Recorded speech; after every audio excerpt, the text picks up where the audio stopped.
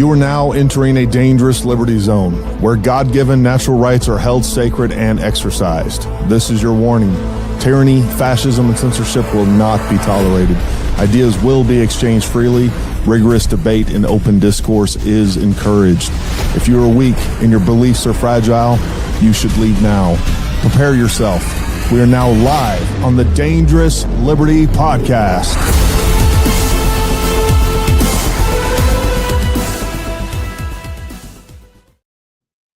All right, folks. Hey, welcome. Happy Wednesday, everybody out there, and welcome to another episode of the Dangerous Liberty Podcast. We finally got Summer to come on the show.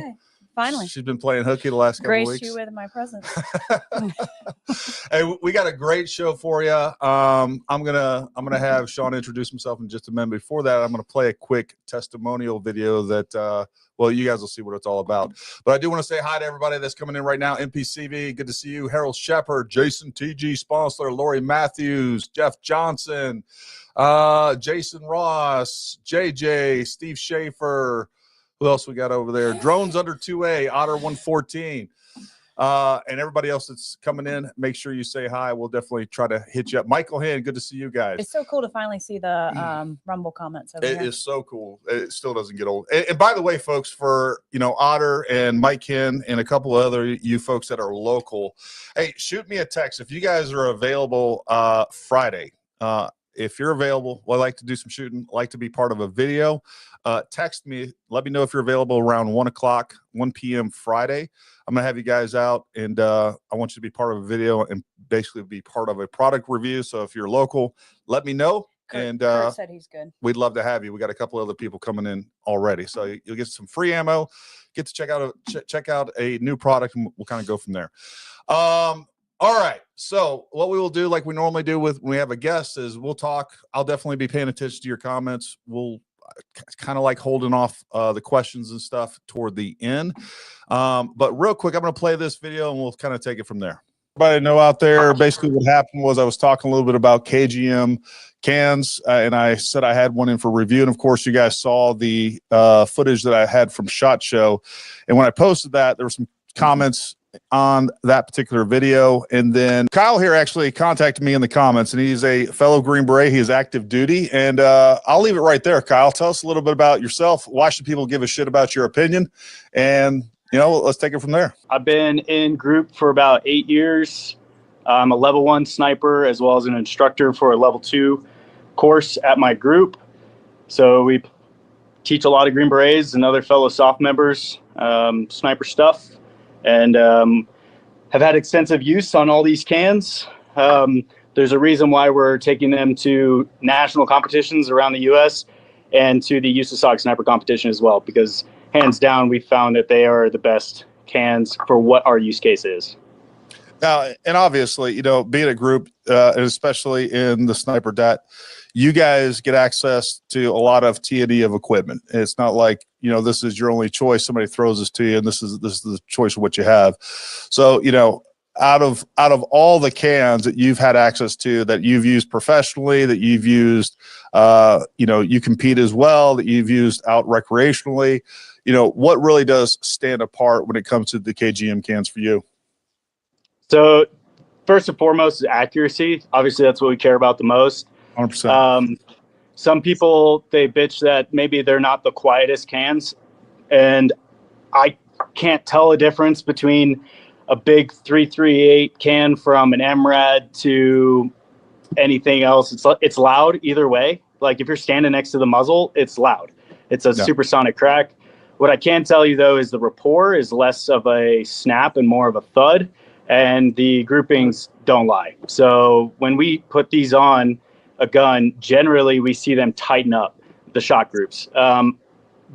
We have a couple of theories as to why. I don't know how KGM does it. I'm sure it's a proprietary secret or something, but really it's like, we think it's their flow through design that they created. That's a true flow through, and I can show you that. But big thing is just accuracy. We know when we take this can off and put it back on, there's no shift due to their tapered design. And so it's like, easy for storage, it's consistent, it's lighter weight than any of the Army cans that we currently run, and they're built tough, man. We beat the hell out of them and they still hold up.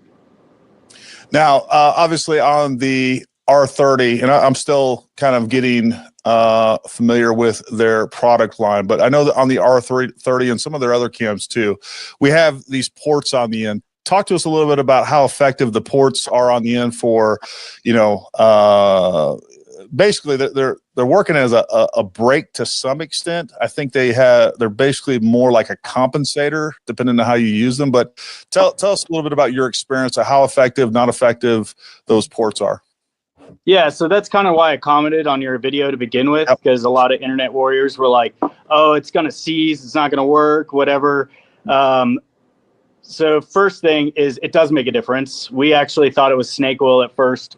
I have two R30 cans, exact identical cans, and we opened the ports on one and we tuned the ports on the other, shot it, and then we closed the ports on the one that was previously open, shot it. Now, I don't have any metric of like accelerometer data or anything. What we noticed though was the recoil impulse was different. So you still get recoil, but instead of your bipods kind of wanting to jump or it being more of an like lateral, I guess, vertical recoil impulse, the gun just seemed to track straight back. So when you're talking about faster follow-on shots, or for us, most importantly, spotting your own impacts or misses as a solo shooter, whether it's in combat, wherever like that, these cans absolutely we noticed a difference on everything from 5.56 is a little less just because the recoil really isn't there to begin with, especially when you're building out an SPR style. But on a NRL style is what I was running it on, like I think it was a 12-pound when it was all said and done, 6.5 Creedmoor carbon, and then even on like a 18-pound Bull 308 barrel, same chassis and everything, it absolutely reduced the recoil. And we noticed that the more holes you close, the quieter it is. So that's probably just because less gas is rushing to the end user, but downrange, you can't tell a difference. We shoot all the time where we are on somewhere on a spot instructing or spotting, and other guys are shooting past us or over us, and a supersonic 308 or any other round sounds like a snap pop. Doesn't matter what can, but I will say you can't really identify where it's at, other than maybe a direction based on the pop. But these are pretty quiet cans. All right. So So that's what you heard from number one. That guy's name is Kyle. He's actually a 10th Group Sniper Det. He's had a lot of experience. He has access to a lot of different cans, and he contacted me. I didn't know who he was from Adam. He kind of threw some comments down in the comment section, and then I ended up linking up with him via email and ultimately the phone. And we talked a lot about these cans, and that's just a very small portion of that interview, but he had a lot of positive things to say about KGM. And, this is one of the things, anytime that we're looking on bringing a new item or a new brand or whatever it is, the vetting process is long for us. Number one, I know a lot of people in the industry, so I can call them up. Hey, what's your experience with this company? Is their customer service good? What's your experience with their products? What's the experience, on a lot of different levels? And I've heard nothing but positive reports back on KGM from, the dealer support, customer support. I really haven't had anybody say they've had any major issues. I'm sure people have had issues where they've had to deal with that, and we'll talk directly to Sean and ask him about them. But from somebody that has a lot of experience with different suppressors and different use cases, and has access to really the entire industry. That's one of the things that I loved about when I was SF, is I could shoot off an email like, hey, I'm Green Beret Gary here. I'd like to try your shit out. And somebody's going to send you some stuff. So you get access to a lot of this. And then, you're in a community where everybody's trying all these different things as well. So really happy with everything that we've seen with KGM. They are on our website already. We're going to continue to do some more testing on them. But without further ado, what I want to do is bring on Sean.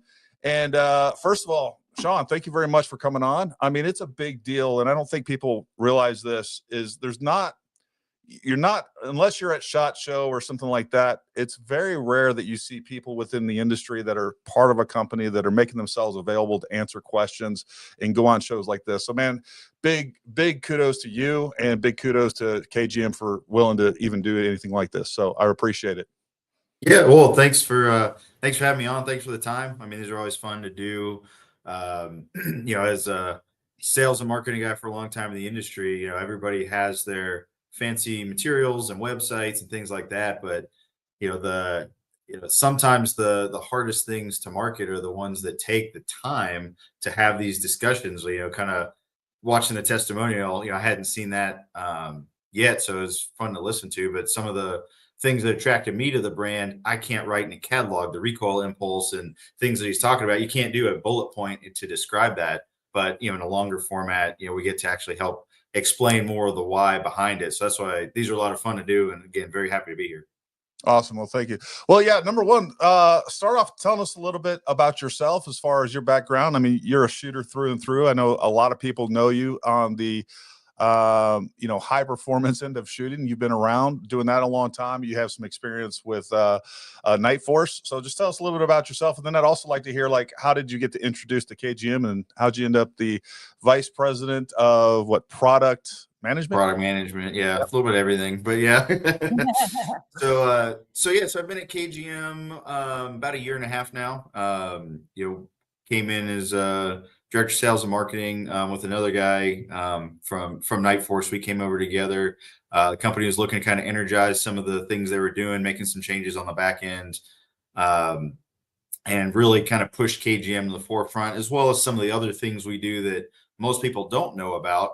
I'm sure we can talk a little more about it, but KGM has our own suppressor line, but it's kind of they have a center of suppressor excellence here, because we also do a lot of manufacturing for other companies as well. And so, year and a half playing with the suppressors, sales, marketing, product management. There's a lot of, it's a fun time to be in suppressors, with the wait times changed last year, kind of unexpected, stuff that the government actually got efficient, surprisingly, and it's kind of supercharged it. And so there's some fun stuff to come out of that, which again, we can probably also talk about.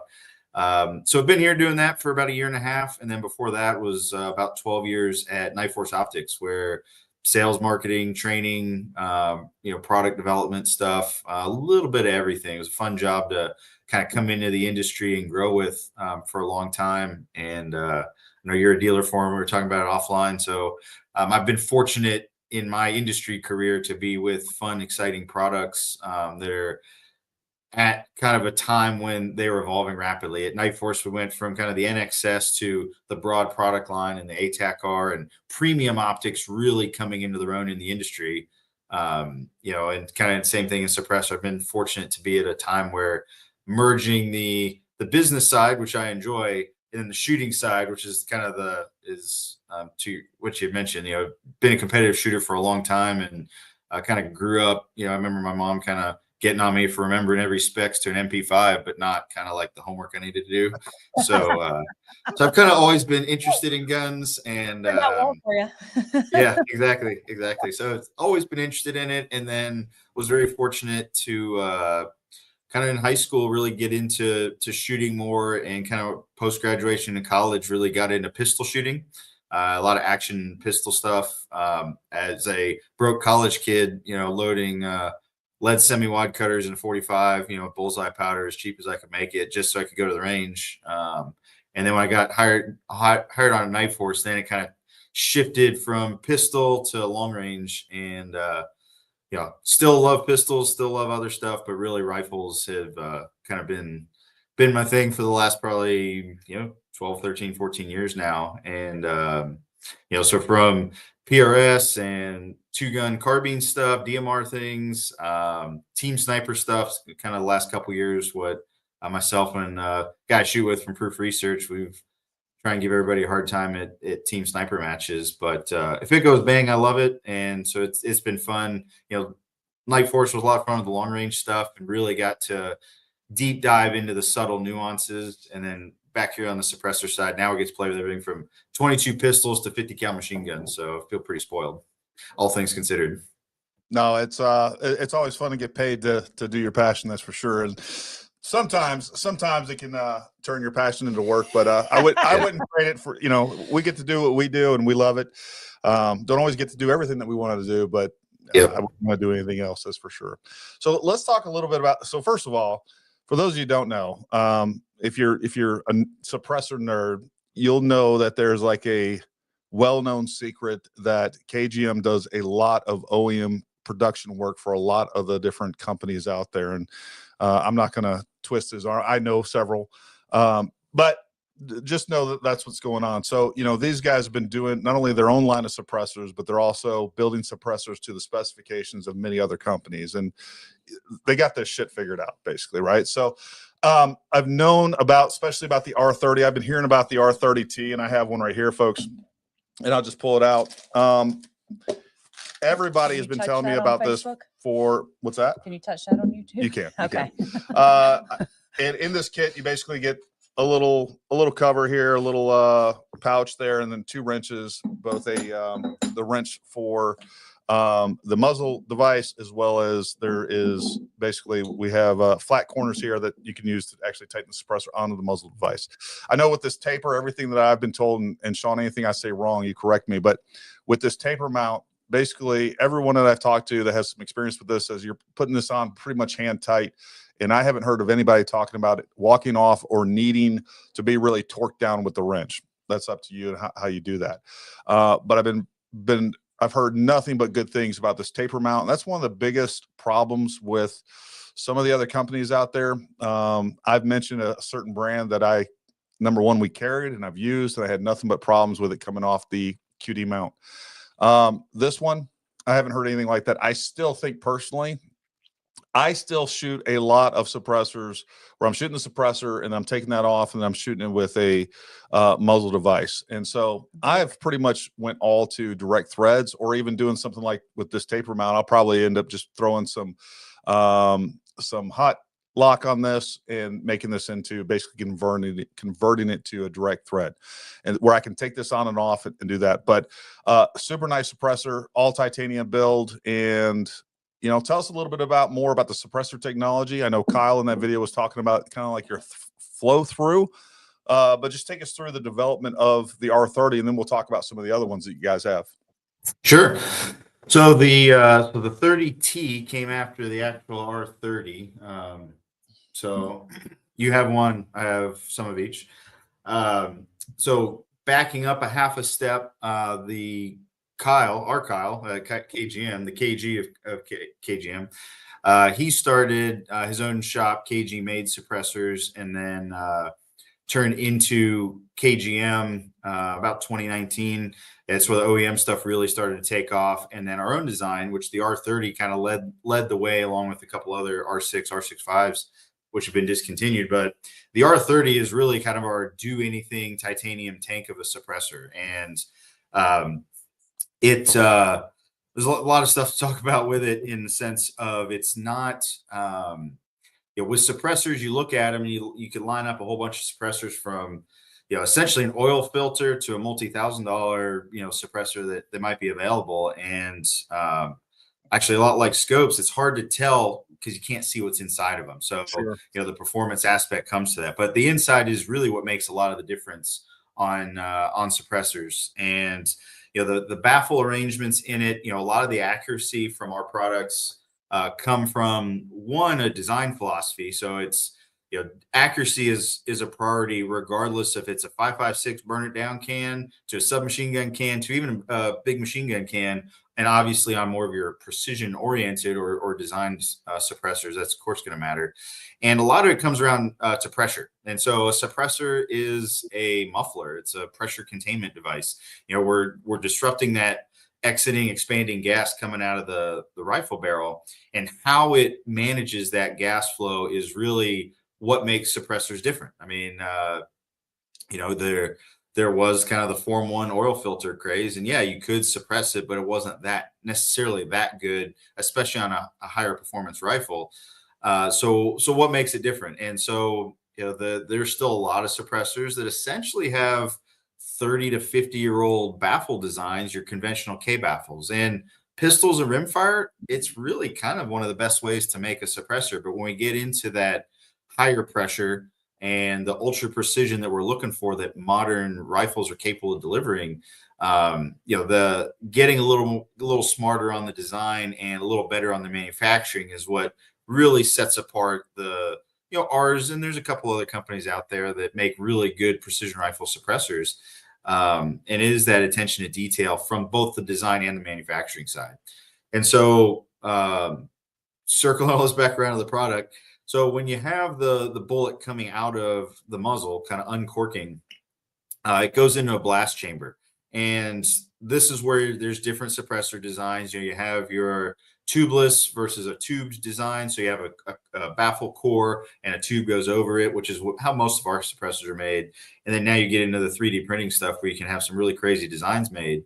But for ours, like the R30 and most of them, they have a vented blast chamber where that initial pressure that comes out and that disruption of the air and that gas, we're trying to get that gas away from the bullet. And so as the bullet's going through the suppressor, the baffle design is made so that it's stripping gas away. So each time it goes to the blast chamber, it's getting it to the outside of the can and kind of moving it down eventually towards that adjustable port end cap.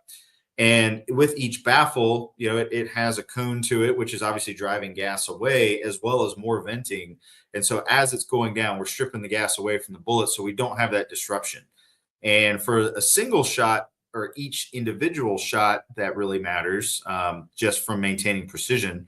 And there's a few other things on manufacturing as far as alignment and things like that. But equalizing that pressure after each shot will also, from a shot string, depending how fast you shoot it, bolt guns, you can shoot some pretty fast groups for the most part. But really, when you get into your gas gun stuff, where it's real easy to just keep pressing that trigger, we're trying to equalize the pressure with the can with each shot so that you don't have disruption and turbulence inside the suppressor building up, and more of your non-vented or I guess older designs, they're containing a lot of that gas in there, and it doesn't have time to equalize back out. So you have different pressure zones in the can, and you keep adding to that, but with each successive shot, if it's not venting, and sometimes that creates turbulence, which the bullet now has to fly through. And something flying through turbulent air, just like in an airplane, you feel it moving around. Well, right when that bullet leaves the muzzle, that's when a lot can happen. And so if you're getting turbulence as soon as it leaves the muzzle, it's going to magnify the further the bullet goes down range. So from both, again, design and construction, we're trying to get something that is delivering the utmost precision so it enhances or at least equals the performance unsuppressed. But as Kyle in your video said, we do get a lot of customer feedback that, hey, my guns actually shoot better with the can than without. And again, super nerdy stuff. There's harmonics and your contours and things like that can also affect that. But at a nuts and bolts design level, that is baked into the baffle design. Now you get into other in our product lines like 5.56 cans and stuff. We're being a little more aggressive in moving gas because now how the operating system is affected by that back pressure can matter on a gas gun. So we're trying to drive it a little faster to get out of the can even quicker. But unlike our precision cans, it's a fine balance of what's too much from you're driving it out faster. Well, it's getting out of the can, you're not containing it, so it gets louder. It's a fine line of trying to match the application of the suppressor to the design and get those desired effects of what's quiet enough, what's, without giving up precision, what's enough or too much back pressure or not enough back pressure, whatever the case may be. So you can really go down a lot of fine detail rabbit holes for something that's essentially a tube with some metal welded into it. If you really are looking at a crude level. Well, no, I mean, there's clearly a big performance difference, especially when you were talking about precision rifle suppressors. It's easy to make a suppressor. It's hard to make a suppressor that you can put on the end of a 26-inch barrel and it shoot as good or better than the rifle itself. And you guys do that. Everybody knows we're a Thunder Beast Arms dealer. They do a great job with those suppressors as well. And that's where this kind of, I was actually talking to a mutual friend of ours, Peter, and I was telling him about, we've been a T-back dealer. Been great. And, we also are looking at some other ones like, man, you got to go talk to Sean Murphy. He's over there at KGM. So shout out to Peter. Thanks for making the introduction. And of course, I came and talked to you at SHOT Show. We did a quick video. And that's where I went down this rabbit hole of like, who is KGM? Are they a company that we want to do business with? And again, just hearing everybody that I know in the industry whose opinions and experience I trust like I've heard nothing but the same things that I heard about Thunder Beast, right? You know, you guys are well known in the precision industry, and it is hard. It's hard to do that right, to where you're not so negatively affecting those harmonics, to where you're getting your non-suppressed groups now opening up with your suppressed groups, and that is harder than it sounds. So, you know, obviously you guys are doing some things right. So speaking of which, you know, you guys have also gotten some pretty significant contracts, federal contracts. Talk a little bit about those and kind of. Sure. So that's where the 30T actually came from. So we have the R30 and we have a little baby version of the K. We used to make an XL version that may or may not come back in the future. But there are kind of do anything titanium. They're super durable. Any of these 30 cal cans, I mean, you shoot up to a short barrel 300 PRC, 300 Norma, and they'll just take it all day. They have the hub adapter on the rear, so you can change it out at your preference. Has the APEC on the end, which we can circle back to. But the T version came around for a Department of Justice solicitation, which the biggest, technically we're not supposed to say who it's for, but you know, Cash Patel now runs the agency. So I think they're federal body inspectors. Yeah, exactly.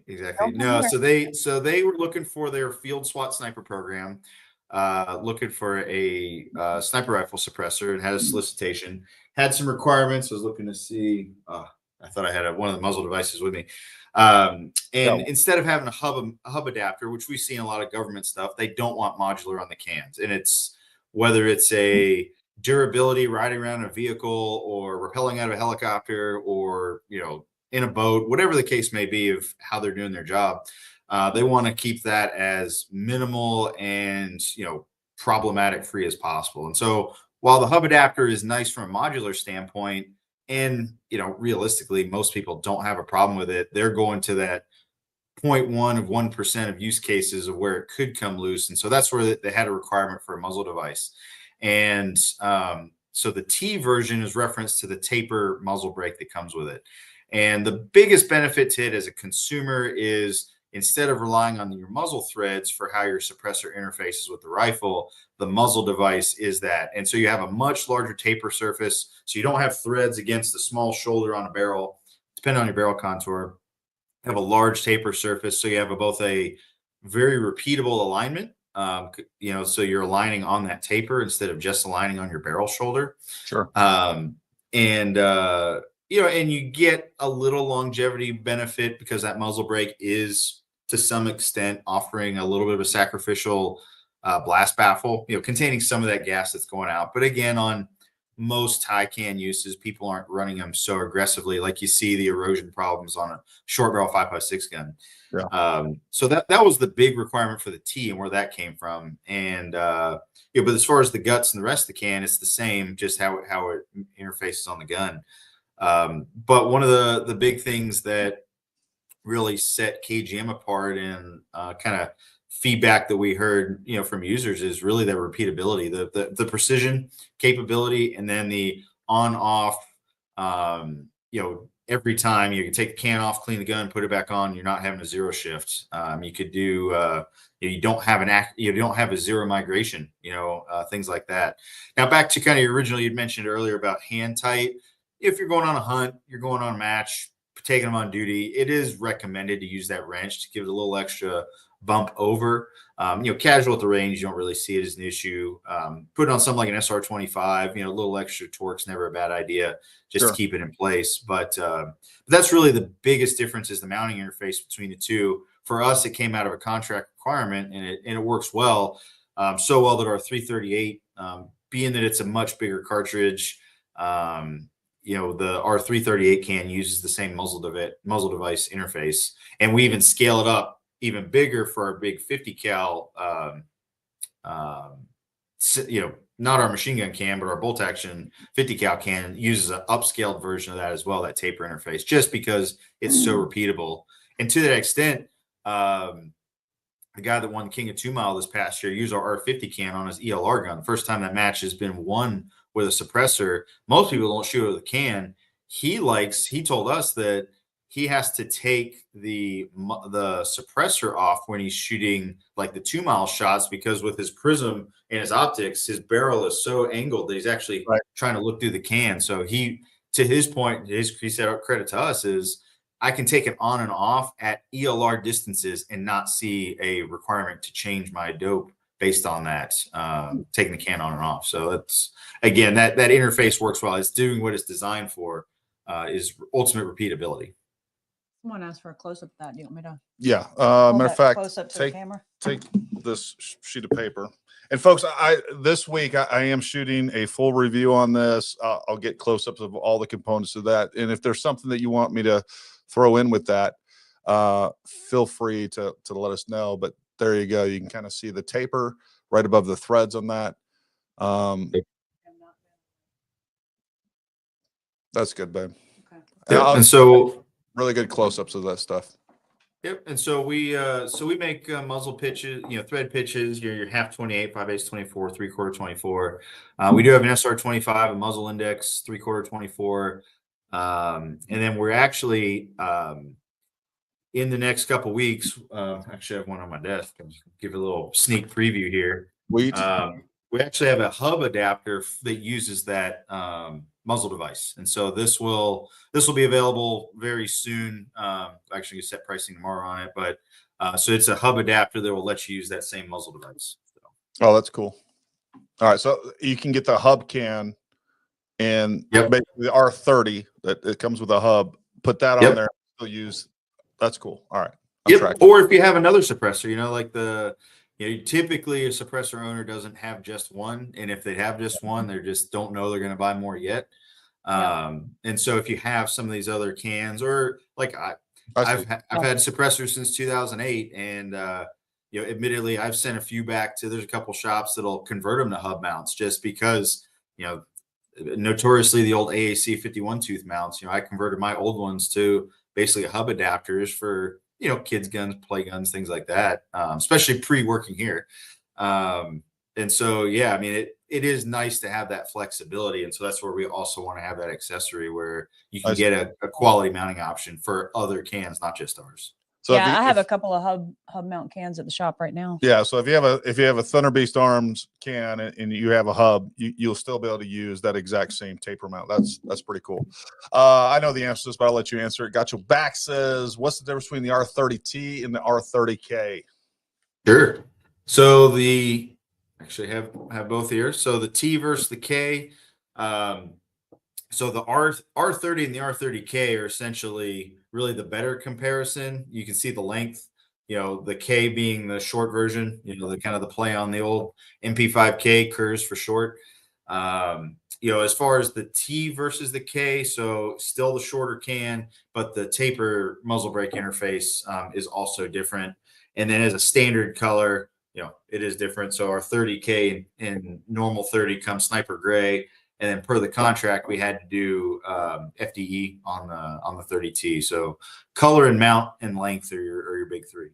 So just to be clear, the R30T is not compatible. The taper mount is not going to be compatible with the R30. As it ships out of the box, no. If you wanted that muzzle brake, you'd have to get a hub adapter for the taper muzzle brake. Perfect. Same for the K? Correct. Yeah, because the K is also a hub. Okay. Yep. This was briefly discussed, but Got Your Back is also asking, the the ports around the end of the actual suppressor on the R30. Yeah. So we were talking about gas coming through the can, and we're venting it away from the bullet, and it's coming out of the blast chamber, and it's working its way down through the can, kind of coming in and out of these baffles. And so the external threaded holes. So on our titanium models. Have this, and we call it the Apex, so the adjustable port end cap, and it's the kind of choose your own adventure on how you want the suppressor to work. And so we have a patent on this feature where the gas is driven through the can, and instead of it coming out the muzzle and then trying to do something with an exterior muzzle device muzzle attachment, it's actually the gas is being driven straight to these ports. And so you can leave it all the way open and you get kind of that effect of a radial muzzle brake. You can partially close them. So depending on your cartridge, depending on your gun, particularly a lighter gun, heavier recoiling rifle, more gas pressure coming out of that ports. Say you're getting a kind of a right or a left shift on your muzzle, you can close off the opposing side and kind of use that to drive like kind of a tunable muzzle device. You know, for me, for like match use, I'll put it on the gun and kind of close the bottom 2 or 3 ports from a dust, kicking it up and maintain most of that kind of radial muzzle brake effect. Or you can close it all the way off and it's going to give you kind of the most flash reduction and sound reduction. You know, it's worth 2 to 4 decibels. So depending on the gun, you know, little cartridge on a big can, don't see as much of a difference versus like a 300 Win Mag. You know, you might see more of a change between keeping that open and closed on that can. But lets the user tune for their experience, what they're looking for. So will you see much of a accuracy difference when you close all the ports, because now those gases aren't escaping the same? No, because it's still the way it kind of channels through the suppressor. We haven't seen any accuracy issues with that. And it's all the way at the end of the can, so it is generally dissipating, and it's still, you know, the bullet's leaving so fast, so it is still kind of venting back out the muzzle as well. You know, I can't say that we've really tried it on a full auto gun. Usually we don't shoot big tie cans on full auto guns to see if you get kind of an RPM increase, like you would kind of a high back pressure can. But the fact that each baffle along the way is venting to the outside and driving forward, it is, even if you contain it at the very end, it's still dissipating and disrupting for the better. Okay. Let's talk a little bit about your hard use cans, if you will. Sure. That's another couple things that we ordered a few. I definitely need to get some in for some reviews as well, get some demo cans in. But let's talk about those, kind of what makes your guys' cans unique on the full auto side, the hard use side. Sure. So we have 4 models. We have a 5.56, A1, and A2. So the A1 is our shorty K can. So that, I should have brought brown ones. So that's this little guy. It's under 5 inches. It's 4.85 technically. And then the 5.56 A2. So that's our full size can. So kind of full size and shorty. You can see the difference there. So you're just at about 6 inches long. They're 1 3/4 diameter cans, full Inconel baffle stack to them. I mean, we've shot these on 25 plus surge cycles, which if you haven't heard of that, it's an 8 magazine protocol, 1 round a second for a mag, 2 rounds a second for a mag, 1 round a second, burst fire 3 to 5 rounds, repeat the 1-2-1 again, and then dump a full 30-round mag. Basically reload the mags, run it again. We've run 20 plus multiple times out of these, and they just kind of shrug it off and keep going. So overbuilt for the application of short barrel, you know, hard use, whether that is full auto or not. They'll last a long time, and they'll take kind of the, you know, you don't see as many 7.5 inch ARs anymore, but they're still out there. And so we wanted to be able to basically whatever configuration you could find, short, you know, even like a SIG 552, 553 with an 8-inch barrel, you know, short ARs, little HK 53s, you know, any kind of short 5.56, it'll kind of shrug it off and keep going. So they have a built-in QD attachment muzzle device, you know, where it has a smaller taper surface for your primary retention, and also get that suppressor alignment, as well as it has a ratcheting secondary device to it. They are venting design, so they are forward vent. Because of the proliferation of night vision and the evolution of customer preferences to a little less flash, our older 5.56 can had a similar vent on the exterior. These still vent, so we're still doing the same from an accuracy standpoint, but also we're a little more aggressive in the baffle stack so that we can get gas out to the front and forward venting, but we have a shroud over it so that we're minimizing kind of the flame effect off of that. So you're not giving yourself a whiteout effect every time you shoot it.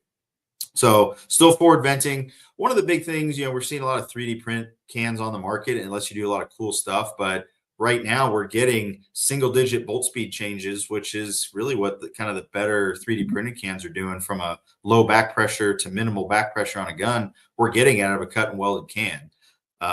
So we're matching the performance, but on something where we can maintain a better price, a full Inconel stack, and we can make them. You know, we can make a lot of volume, which, you know, we've had a lot of success from PD agencies with these. Like actually this 5.56A2 just got picked up by Nevada Highway Patrol for their new patrol rifles. You know, the A1, we have a couple that we're in competition on right now for, and then a lot of other, they're approved for duty use, things like that, agencies or, you know, SWAT teams have them, things like that, which, you know, 20, 30 at a time.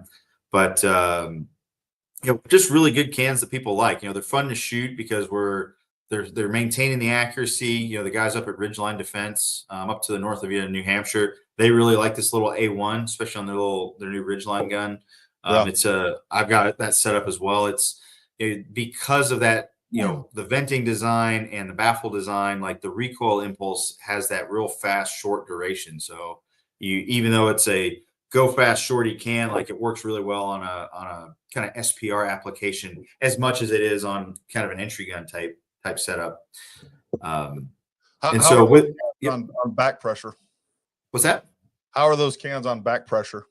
So very low, you know, and so that the way we measure it is kind of the carrier speed. You know, how much of an increase are we getting on that? And, you know, we're getting single digit changes on that. Whereas your more traditional kind of older baffle stack designs have been the 30 to 80% increase, you know, so you're really overdriving the gun, and you hear it in full auto, you know, the RPM, it sounds like a Mac 10 shooting it. You're getting that gas blowback to the face where you don't have that. And that's what we're trying to minimize. Both government users want it, civilian shooters. You know, I said I had some old AAC cans. M4 2000 in its day was the gold standard for a long time. But I remember the first time I got it, I had just got my little LMT Form 1 SBR and I shot it, and I was like, wow, this is like not fun to shoot because of all the gas. And so you get your PRI gas buster, and I remember trying to put the silicone on it, and you're trying to do all the custom little tricks to not be eating the gas in the face and blowing back in your eyes.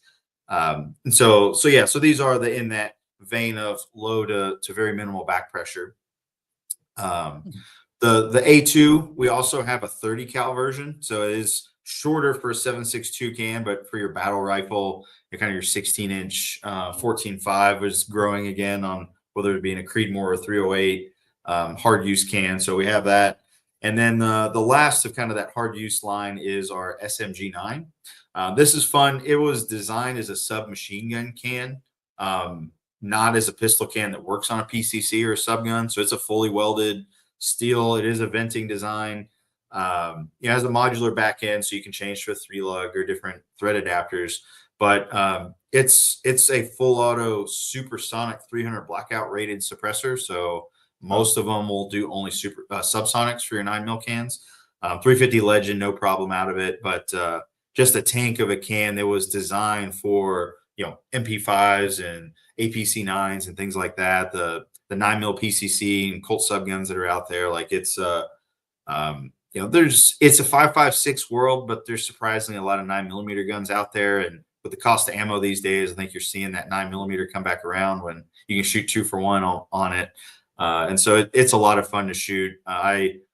Being a working, you know, manufacturer of NFA items, may or may not have an MP5 trigger pack that kind of stays with me. And so it gets shot a lot with this can. It's a lot of fun. Well, and on top of that, the fact that you can actually use that with 300 black, because that's continues to grow in popularity as well. And, you know, I think one of the most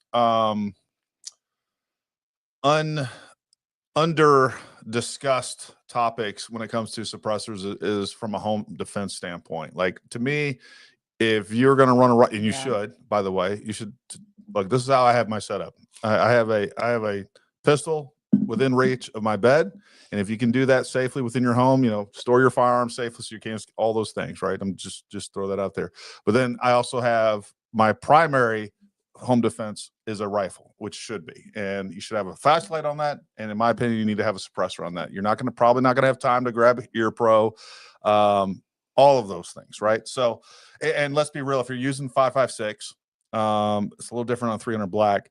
You're not 5.56, and Sean, you can speak to this, but 5.56 is about one of the hardest cartridges to suppress as far as sound goes.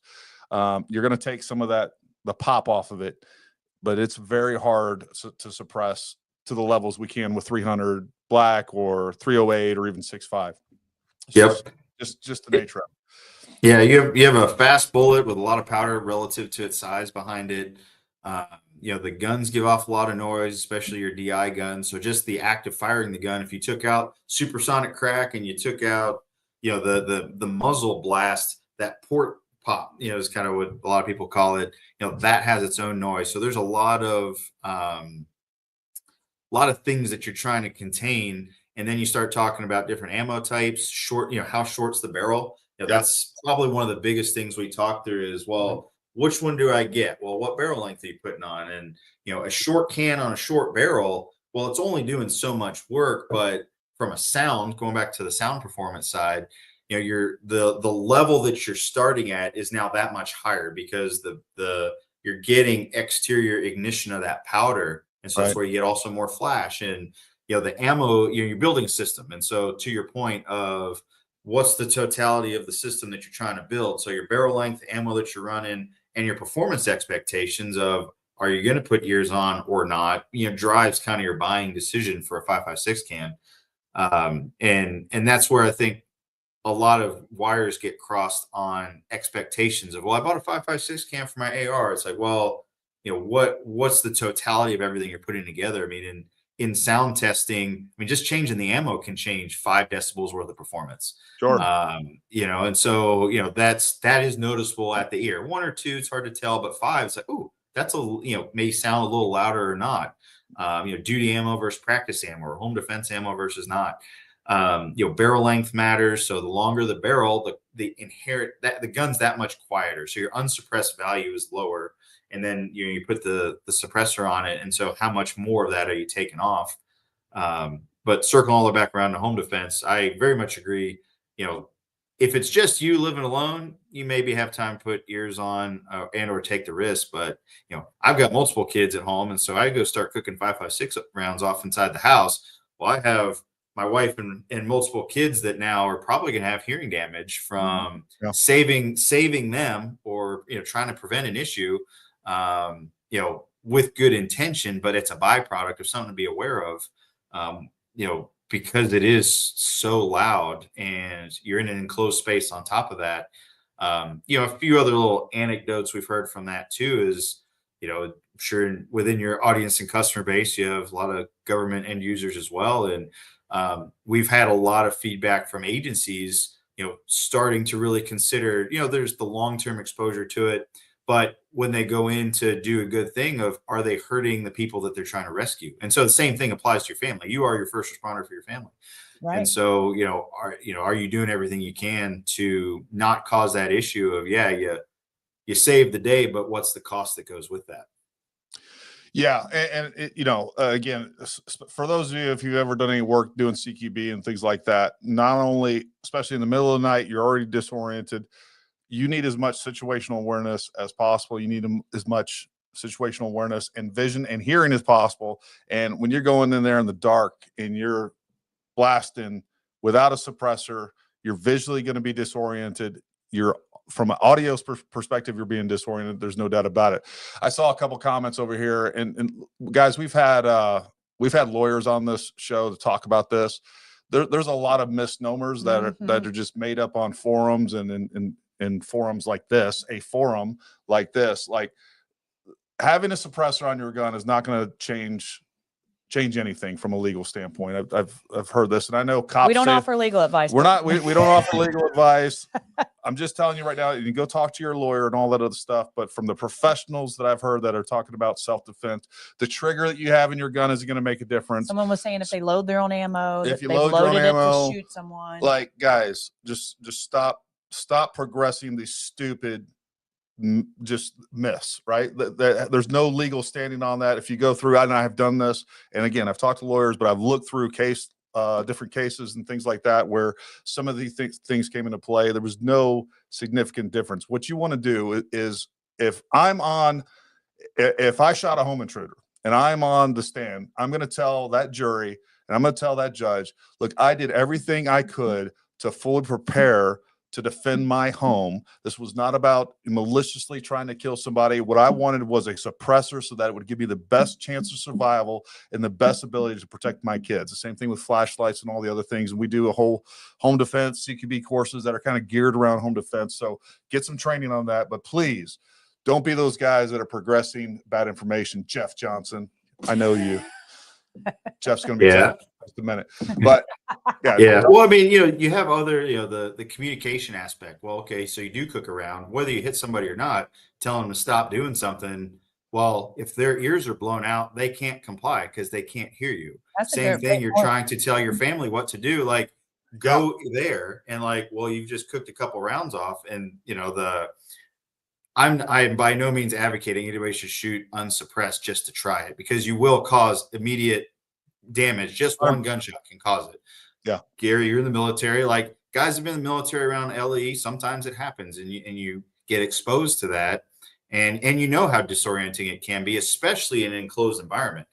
And so, it's tough to sometimes understand that. But when you see it, like, what are you saying? I can't hear you, let alone adrenaline starts pumping and everything else comes into it. So, from a communication aspect, that's tough to explain. Or, okay, maybe you have your ears, but not everybody else does. And then, other little things that, talking to guys over the years, like in an office building, not so much at home, you have drop ceilings, maybe in a basement, you have a drop ceiling, but the disturbance of dust in the environment, that's been a few things, talking to different teams and stuff where they've noticed somebody starts going unsuppressed inside a building in a more of a protracted environment versus a 1 or 2 shots. Like, the amount of dust and debris that suddenly is kicking up and moving around, and the visual occlusion, what you can't see, and versus a suppressor containing that blast and that concussion. Again, also your situational awareness, being that it's a back and forth effect. So, well, and even in a CQB environment, going into rooms and just into structures, and you got a couple of guys running 10-inch or even 6-inch. Like, I ran a 6-inch rifle for all my CQB stuff when I was overseas. Let me tell you something. Every shot that you put out, that's like a flashbang going off in your face inside that small room. And you feel the percussion, you feel all those things, and it's greatly mitigated either by a linear flash suppressor, or even better yet, much better, a suppressor. So speaking of which, Sean, what is on the hard use suppressors? What's the name of those? I know I ordered a bunch of them, but I don't remember. So the family we call the Rogue Alpha, because the A1, A2. There you go. All right, Rogue Alpha. 6, A1, A2, 30A2, and the SMG9. Those are our, they're stainless Inconel, have the venting designs, have a shroud on them, so you're not venting. You're venting forward, not necessarily out. Just really durable and hard use. Awesome. So are those coming in tomorrow or what? No, I'm joking. Forms pending. You should get them pretty soon. You should get them real soon. Just wait on Depends on what's ATF. going on with the ATF, right? Yeah, that, to their credit, they've been interestingly, in a change of government, the ATF has been very, as with others, have been very expedient in getting stuff done. Yeah. And I'll say this, ATF sometimes gets a bad rap, and there's politicians in government, of course, but at a lower level, like, we deal with them every day. We have to. It's, they regulate our industry, and I'd say the vast majority of them really do try and do a good job, and are just like us. They own guns, they own cans, they're interested in it. And we personally know people that work at the NFA division here in Martinsburg, and same thing. They're genuinely good people that are just doing their job. Yep. Absolutely. Yeah. Oh, speaking of which, what is the do you have a minimum length barrel on your hard use cans? That's where I was starting with this. So there's always that asterisk. If we say no, someone will come up with something. But realistically, when we put it on the website, we've tested down to 6.5 inch. Maxim makes the little kind of, I can't remember the name of their gun. We've got one of those that we've tested with and run it on. So realistically, anything practical. I don't know anybody doing 4-inch 223s, but your 6-inch and up will work on your 308. Any 300 blackout 30 cal stuff will work. 12-inch, 13-inch, this SBR 308s or 30 cal stuff will hold on to, particularly the 38 too. That's really what it was designed for. So what I would say, anything realistically practical. If you want to come up with your sawed-off 3-inch, flamethrower, it's gonna wear at a more aggressive rate. So we might be like, "What did you do and how did you do it? We'll fix it." But There's always the "it depends" answer, and you can do anything once. Like everything's rated full auto technically. It's just how fast are you gonna wear it out or break it. That brings up a good point. Maintenance and warranty things. What do you have to say about those two issues? So ours have a lifetime warranty to them. You know, if you have a problem, call us. We're going to try and figure it out and take care of you. If you purposely, you know, take a titanium, well, actually, there's a YouTube video. Guy put an R6, which is one of our older small titanium cans, on a saw. It lasted about 300 rounds of just a straight pull on it, and he did break it. We ultimately, you know, took care of him on fixing it. Sometimes, you know, if you take a sledgehammer and try and crush it for no good reason, probably gonna make you pay to fix it. Just why did you do that? Yeah. But in normal use, you have some issues. We generally bend over backwards trying to figure it out. You know, and whether it's you or you don't see a lot of used suppressors move around, but if you happen to be a second or third owner, or you inherit it, you know, kind of thing, like we're always going to take care of it. If it's got our name on it, we're going to make it right. Gotcha. And then maintenance wise, oh, sorry, go ahead. No, I was just going to say, so the expressed warranty is lifetime. Yep. All right, there you go, folks. I know that's going to be one of the big things that everybody asks. And just like Sean says, if there's something crazy goes wrong, you know, give us a call, give them a call. Just don't be stupid. Yeah. Well, like anything, like I said, avoid being warranty something crazy. Yeah.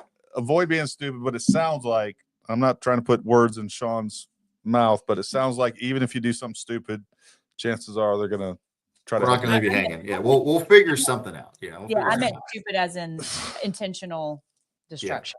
Yeah. I mean, sometimes I guess, like any good caveat, you know, if you're trying to do your own torture test and you plug it full of mud, it's like, well, that really was kind of on you. But again, like, let's see how bad it is, kind of thing. A lot of it too is our own curiosity of like, well, what did you do and how did you do it? Because we've never thought of that, and we want to see what you did and what it caused. So sometimes the nerdy scientist side comes out. Yeah. We have 30 people working here, and not a single person has enough imagination to come up with what you just did. Yep. And then as far as cleaning and maintenance, what you got on that? Yep. So that's been a fun kind of evolving topic, even since we started here. Admittedly, me working here, you know, I have some cans that have never been cleaned in many tens of thousands of rounds, and you know, eventually figured out that why are they a lot louder? Because they actually filled up. I mean, gun store myth, you know, oh, you never need to clean it. It's a rifle. It's got high pressure. It's going to burn all that stuff out. Well, that worked when a lot of people didn't shoot suppressed and didn't shoot them a lot, like recreational for fun. You know, people that had MP5 SDs learned they eventually will clog up. But, you know, the consensus has changed the last 3-4 years where you do actually have to clean these things. And so it really depends how much you shoot. You know, if you just shoot a little bit, you know, a couple hundred rounds, you're not going to get too dirty. But every couple thousand rounds, you should soak them. CLR is the easy, cheap one that you can get. You know, basically make a tube, drop your suppressor in, fill it up, soak it overnight, you know, rinse it out, blow it out with compressed air or water, and that'll kind of keep it clean. Some agitation's good. You know, you can use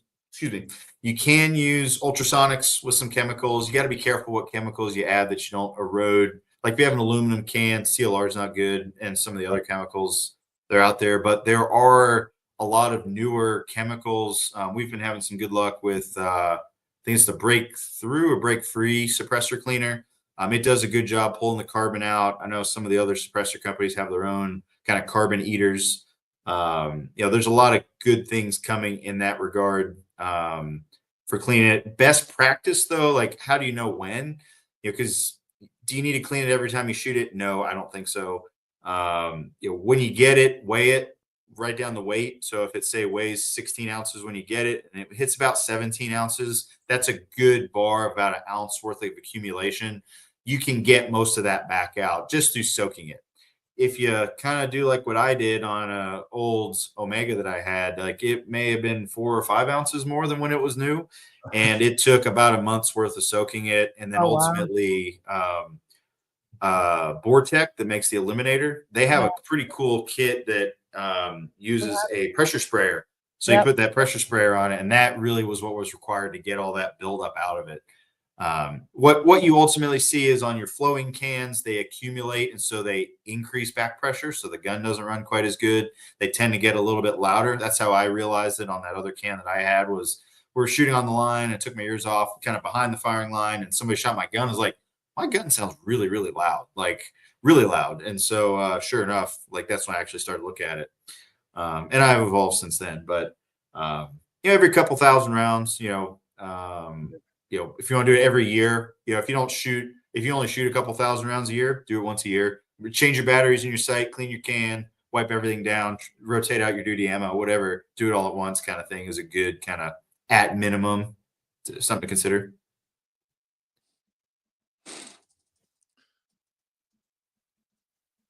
He's typing the Sorry, vortex I was stuff typing. in the Yep. comment there. Yep. Yeah, there's a lot of good stuff coming out of it. I've talked to a few different companies. We got some other chemicals we've played with from some industrial companies that just want to take a little more time to see kind of the effect of it. Biggest thing is just making sure you're not going to affect your materials. So rimfire is really where you see a lot of aluminum cans. You got to be careful on. But your steel, your titanium stuff, they're generally forgiving. With your ultrasonics, you could, depending on how it sits in the ultrasonic, you can get some scratches. So for somebody that wants to play with that, it is nice because the agitation helps break some of that up. The Lucas oil kind of carbon remover, I think, like a gun cleaner, that in an ultrasonic, we do that from time to time. If we're doing like a big test, just chuck it in there, let it run for a couple hours or 30 minutes even, hose it out and keep going. Awesome. So, yeah. What would you say? Let's talk about your rimfire cans. Sure. So a lot of rimfire shooters out on our facility. They run matches out there, so that'll be a great addition for us. I love rimfire cans. I call it the gateway drug to suppressors because generally speaking, if you can show someone a suppress 22, you got them. Like you really have them hooked at that point. They're easy, they're cheap to shoot, they're fun to shoot. It takes an already fairly quiet gun to kind of that Hollywood or to what you would expect a suppressed gun to sound like. Right. Great for kids, great for new shooters, things like that. So we have our RF-22. It was originally designed as a precision rifle suppressor. So I know it probably sounds very repetitive that everything's for precision, but when kind of your Voodoos and your RimXs started to come on the market, what was accurate, you didn't see really Olympic on-shoots guns getting threaded barrels put on them. But once you started seeing high-end precision guns start showing up, the Ruger RPR, the rimfire chassis gun, accurate 1022s, things like that. Our Kyle wanted to design something that really made sense from deliver that enhanced precision, not have kind of a first-round deviation that a lot of rimfire cans can have. So it's designed first and foremost as a precision rifle rimfire suppressor, but it's rated up to 5.7, so 22 mags, 17 HMRs, your kind of your varmint guns, 17, what was that Winchester Wisdom? It'll take it on it. I've shot 5.7 pistols, that did 1,000 rounds in about an hour out of one of these. Just dumping mags, force air cooling it just to make sure, see what it would do. It's got a titanium rear mount in a tube, for kind of the strength and weight savings. It's got actually a stainless steel blast baffle in it for the 5.7 and kind of your rimfire getting crazy. And then it's got an aluminum baffle stack to it. So trying to find the right material in the right place where it doesn't get too heavy. It's not too big or too long, but it's also strong and precise. So about 5 inches long and 5 ounces in weight. Kind of with its contemporaries of your up to a rimfire Magnum or 5.7 rated can. Now, what kind of mount does everything. does that have? What's that? What mount does that have? So it has a direct thread half 28 on it. It's not something that is changeable. Most of your rimfire stuff is in that half 28. Yeah. It is a take apart can. It's the only can right now that we commercially offer that is take apart. So it has a tool where it comes apart, baffle stack comes out. It was designed so that you don't need a sleeve or anything. Like it's a really good fit. So you take the end cap off, take the rear mount out, and worst case, you run a dowel and just pop the baffles out. So even when they're real dirty, they're real easy to clean and put back together. That's awesome. All right. Gary's gonna have my jewelry ultrasonic cleaner out with some CLR in it. No. I'm I joking. need a bigger one. I know. That thing's too small. Or I would have already done it a long time ago. Yeah. If I could get any gun Yeah. part in that thing, you had already had doing that. Yeah. Yeah, Hornady has a decent sized one that's pretty easy to get, and obviously, good old Harbor Freight probably has an option for you to play with. Yeah, there's a bunch of good options on there. On for most of what I do, other than cleaning suppressors, I think I don't know. It's almost more work or more mess than a lot of times it's worth. But there's definitely some. Yeah.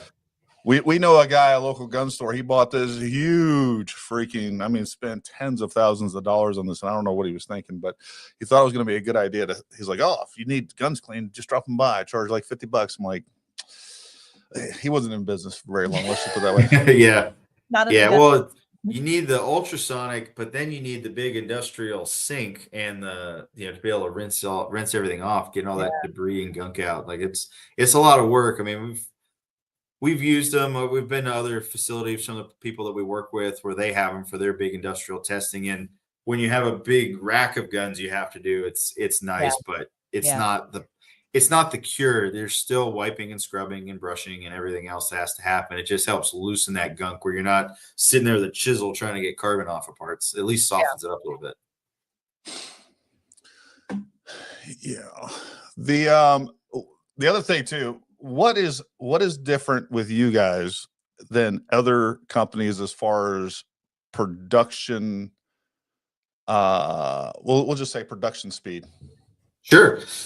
Well, to give you an idea of scale, in the last 5 years, we just hit our like 350,000th suppressor. Between us and others, Right. a lot of other companies as well. So. If you see our building, we're in a 40,000 square foot building. So we're not a garage shop that's putting these together, 10 at a time. We've got industrial grade kind of OEM level manufacturing capabilities. And that's, that's kind of what Kyle wanted to build when he started this enterprise. I mean, he was into car stuff before this, and he's like, well, most of the car world's into OEM. Why are people not doing it for other stuff in the gun world? And the deeper you dig, especially in the AR-15 world, it is an OEM base. You have a one or two forging houses. You have a few big manufacturers that cut parts to spec for a lot of people. And so taking that kind of idea and kind of his experience and kind of cars and other stuff of, well, why don't we do it for suppressors and have he has a background in welding and things like very good, like by hand welder, does like custom race car chassis and stuff. And so, hey, let's take this experience of cutting parts, making parts, welding them, painting them, engraving them, doing all the compliance side, the kind of the pain in the butt part for even a company that makes guns. Suppressors are kind of an extra level of a pain in the butt. And that's where we get a lot of our OEM customers where let us make it easy for you. Whether it's you give us a design, we collaborate on a design, you tell us what you want, and we'll give you a design. We, from the manufacturing, the compliance, the paperwork side, the forming, the stuff like that. We have some customers where they don't, we agree to the product, we make it for them, but we do everything, including the forming to distribution form, where we really just want to be experts in suppression, and that's what we have built a facility around. And so that lets us, build scale, build the capacity that most people can't get to, particularly for this type of product. That's led us, we're doing other projects, non-suppressor related, because we have manufacturing capability, but really when it comes to suppressors, that is a strong core competency of what we have. Let's talk a little bit about your thoughts or your opinions on 3D printing for suppressors, and if that's something that KGM is looking at doing. If so, why? If not, why? And just kind of your thoughts on that new. It's clearly well established in this industry. We're seeing more and more of this take place. I do think there's some interesting, not quite convinced, better design things that you can do within there that you can't do with conventional machining. So let's hear your thoughts on that, Sean. Sure. So Additive manufacturing, it's really cool. I mean, there's a lot of stuff you can do with it that traditional manufacturing methods either you couldn't do or would take a significant investment to be able to do. And you know what I think, as suppressors have grown in interest and ownerships out there and more companies want to get into it, it's sold as the capability to kind of make whatever you want in a suppressor, and very much agree. I mean, we use it for a lot of our prototyping where we can make stuff up, 3D print it, try it out, iterate it, and then where we differ a lot of times is we have an infrastructure where now we can take and look at other manufacturing methods where, do we need to 3D print it, or is it something that maybe with a casting or machining, or we have the infrastructure here where maybe we can address it without having to print it.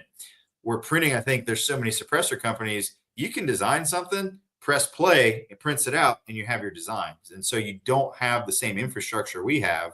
And so it is an easy button way to get into doing it and creating unique designs. There's some downsides from, you can only make whatever the printer can output, and the only way you can expand your capability is to buy more printers. And right now they're not exactly cheap for metal stuff. There's some serviceability things, which getting a perfect product back, where you got to do some creative cutting and attachment and re-welding, or you just have to start over, because it's right now not really a mature thing to, from a process of, well, I can't just cut it off and just reprint half of it kind of thing. I think it's still a developing technology. Now, the fact that so many people do it, it's not developing as in it's not good.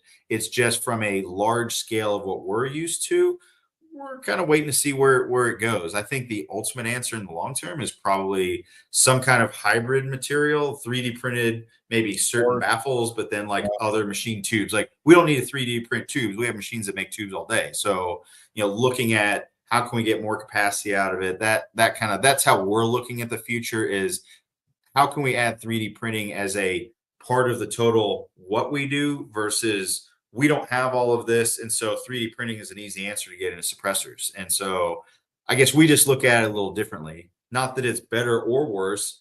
We're making products that in our testing are matching sound performance, gas blowback performance without having to go printing.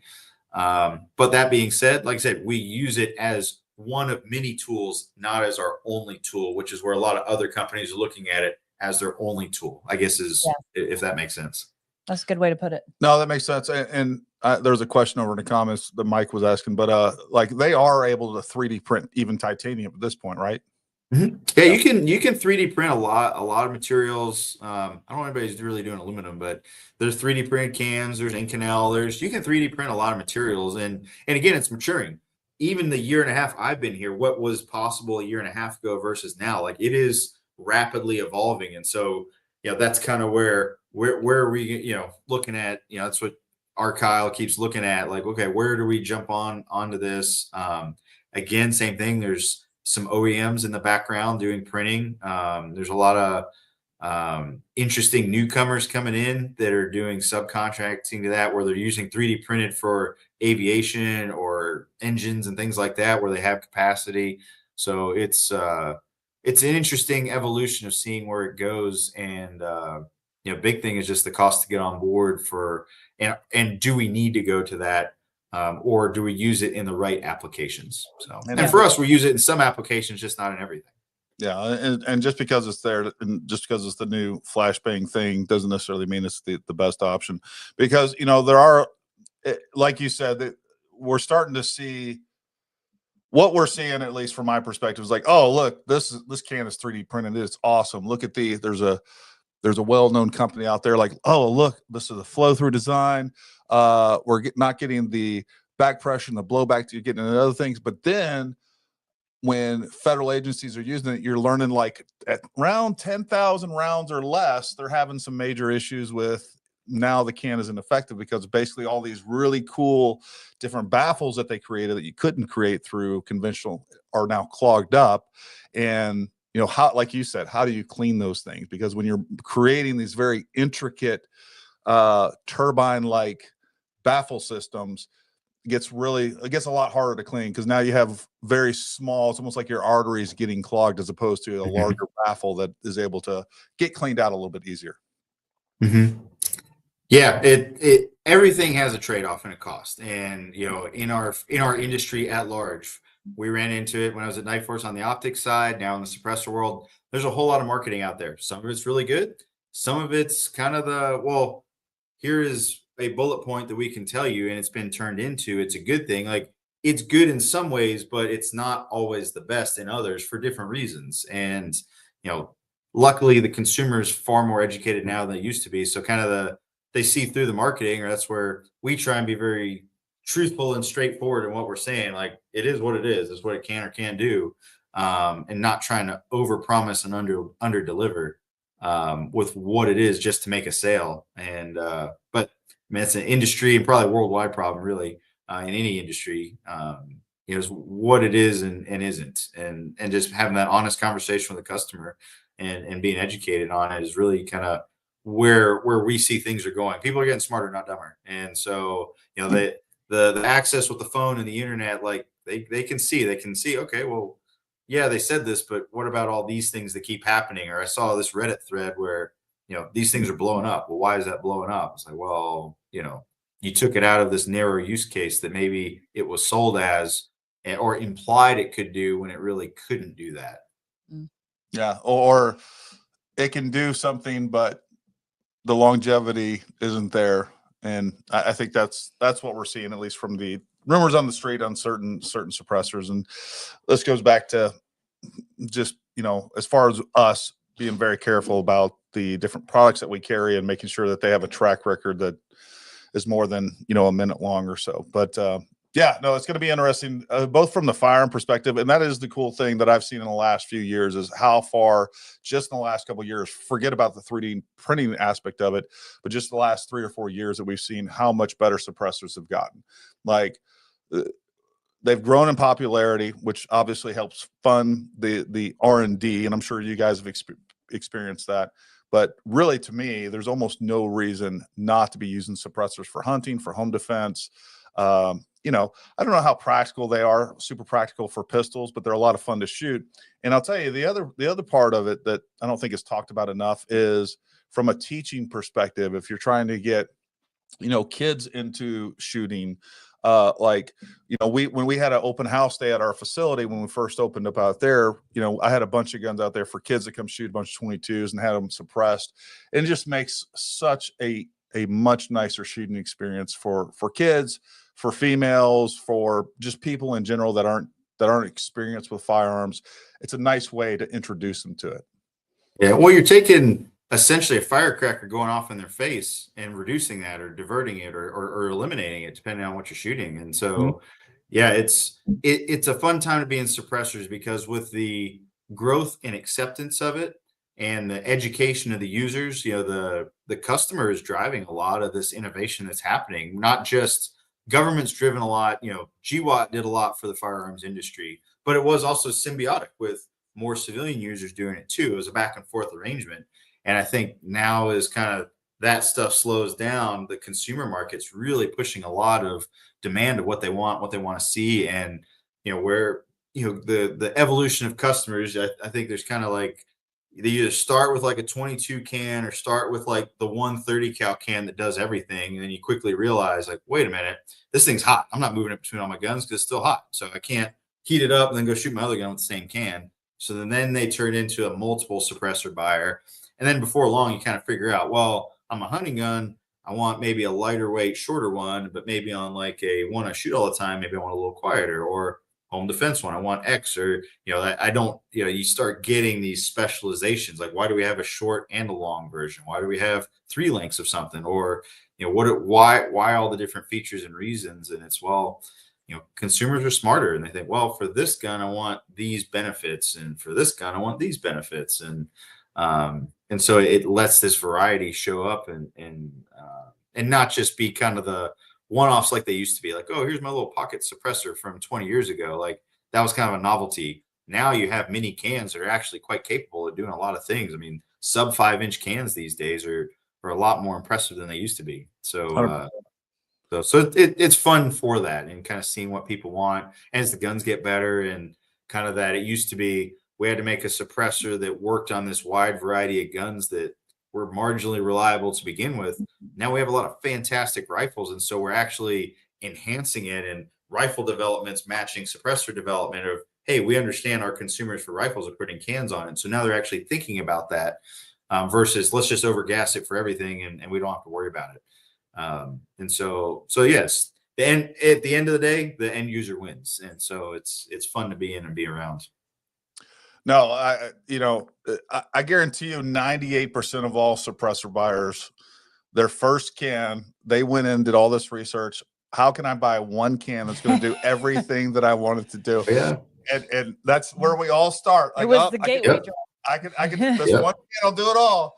And it never works out that way. Speaking of which, going back to your alpha cans on the hard use, the 30 cal cans, how well do they perform on with the 30 cal aperture on 5.56?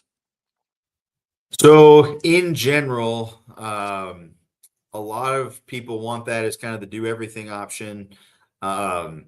So with sound, you have the total amount of sound, but then you also have duration and frequencies, without getting super nerdy about it. And so generally speaking, not just ours, but a lot of them, because of the wider aperture on them, the tone is different. And so they sound different, and to a lot of people, it sound better because it's more of a thud than a sharper crack. The downside, though, is because of that larger bore aperture, while it might not seem like a lot, you are losing 4 to 5 at least decibels worth of performance. So they are louder technically, for if you want one can that works on both. Sure. In the case of that 5.56 customer that wants to put the 30 cal can on it, the size is really going to drive it. So like on our 30A2, hard use can on a 5.56 gun, it's not as quiet as the 5.56 version of it by 3 or 4 or 5 decibels. For somebody that shoots with ears most of the time, not a big deal. If you're worried about that, is it truly hearing safe, especially on a shorter barrel, you're probably not going to get there, because you're giving up something for that ability to switch back and forth. But on the flip side, if you're just casually shooting and you do say want to put a big titanium can on, a big 30 cal can, volume does win. I mean, generally speaking, the bigger the can, the quieter it's going to be. Again, because you're containing a lot of that gas. So answer is it depends, but it is good to get started, but it really depends on what matters to you and how you're using it. So you're still getting benefit. You're still suppressing it. It's just you're not quite doing as much as a dedicated 5.56 can. With that being said, it does give you some versatility. The other thing that it always prevents is, you accidentally throwing that 5.56 can on a 30 cal, which is one of my biggest, it's my biggest fear. And again, that's why pretty much all my cans, I have most of my gear ends up being student gear too, right? It's ends up being community gear. It's why you'll never see me carry. I don't do 300 black, because I'm going to get a magazine with 300 black thrown into the 5.56 bin or something crazy like that. But with that, same thing with my suppressors. I have one Ultra 7 in with a 6.5 aperture, and then I have shot that right next to an Ultra 7 with a 30 cal aperture.